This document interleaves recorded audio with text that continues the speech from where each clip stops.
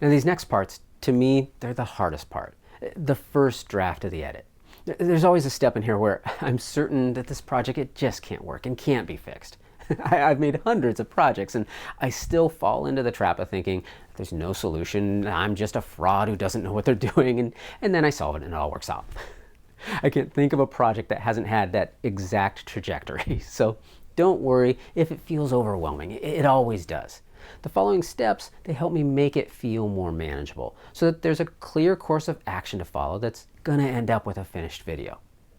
I think about making the video and it just feels big and unwieldy, but I follow specific steps and it feels doable. Now, your neuroses, they may vary, but that's what helps me. So at this point, I figured out a basic structure. Now, I know that once I get further along in the editing, that structure, it's going to change. But for now, I want to start assembling all the pieces with the structure that I have. Here's a screen grab of a project just after the structuring stage, and I've started editing. This first version where I've assembled the footage it's about 25 minutes long. It has 2 interviews in it, and they were each around 25 minutes, so I've edited down about half.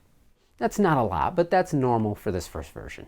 If you look, what I've done is created titles for each section. This video is for the walkthrough of a children's advocacy center. So the first title is Before They Enter, where my interviews talk about a kid and how they might feel and what they've gone through before they come to the center. The next is the entrance and what the kids see as soon as they walk through the doors. Every section has a title, and the footage that follows it is where the interviews talk about that room or whatever that section's about and what happens there.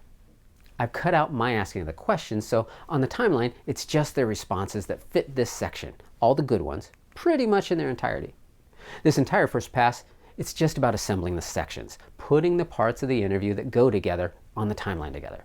So if you notice, the first section doesn't have much because I didn't need much info there, so it's less than a minute. The second section, it's a couple of minutes because, well, that's a part where we put some time in the interview because there are specific things I wanted about when the kids first enter and how much work the center puts into making the kids feel comfortable right away. Looking ahead, some of the longer sections are about the interview room because that's where the kid tells what happened to them. That's an important section. And the pillow section, which I thought was a great detail about the interview room.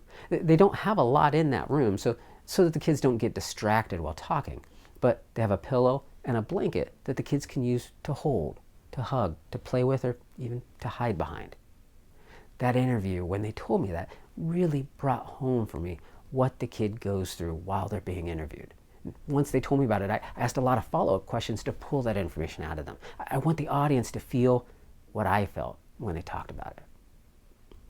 Now, I usually put too much footage into this first pass to get all the good stuff onto the timeline.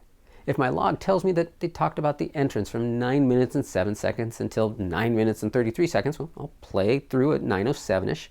I'll find where they start the sentence that I want, mark that as my starting end point, and then fast forward to the end and mark the end of the sentence. This isn't about making something great. It's just about assembling the timeline so I can work with it. This first edit at 25 minutes long, it hasn't really been edited yet at all. It's just assembling the footage because those pieces, they're all over the place across the 2 interviews. This first pass is just putting similar concepts together, and then the titles separate out those structural sections. Next, I'll go through and start the actual editing, which is now tightening it up and removing pieces. That's our next lesson.